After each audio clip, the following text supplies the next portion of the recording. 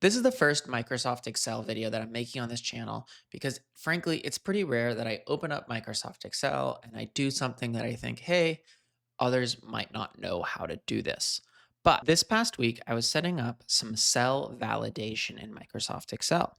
And I wanted the validation to be a dropdown that was based off of a table that when I then added a new value to the table, so in this case, I added dropdown 6, that value would automatically pop up in the validation cell. And for the life of me, I could not figure out how to do this. I named the table and I tried to reference the table. And long story short, it took me way more time than I'd like to admit to figure out how to get Excel to do that.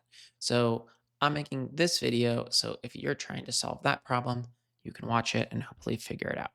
If you're new to this channel, I typically make videos on Microsoft Power BI, SQL, a little bit of Python, a little bit of Microsoft Fabric, little bit of Databricks. So this Excel video is a little out of character. That said, if you're interested in data analysis, please consider subscribing and giving this video a thumbs up because it really helps the channel grow. And I think we just hit 4,000 subscribers today, which is really exciting.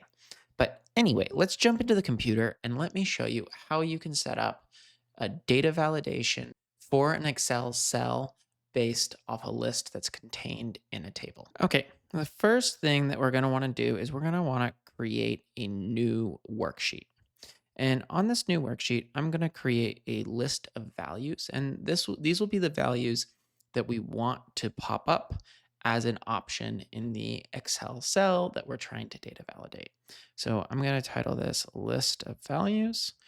And I'm going to say dog, cat, snake, hamster, right? I'm going to misspell hamster possibly, but we're going to go ahead and we're going to turn that into a table. I'm going to say my table has headers, and I'm going to go ahead and I'm going to click OK.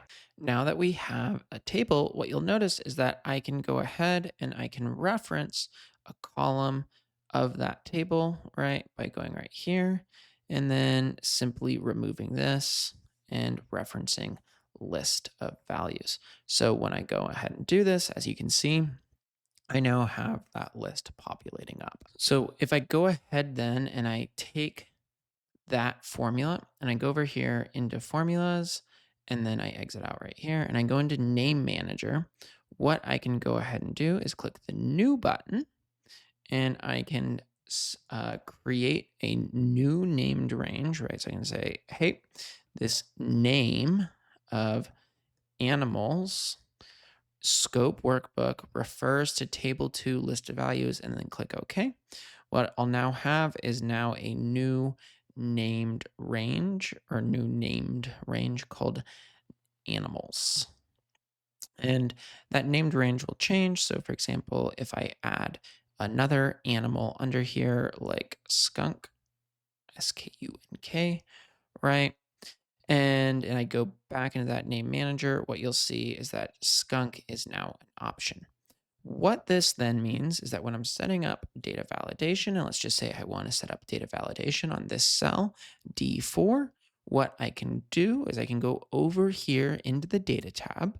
I can go over to data validation. I can change it to from allowing any value to allowing a list.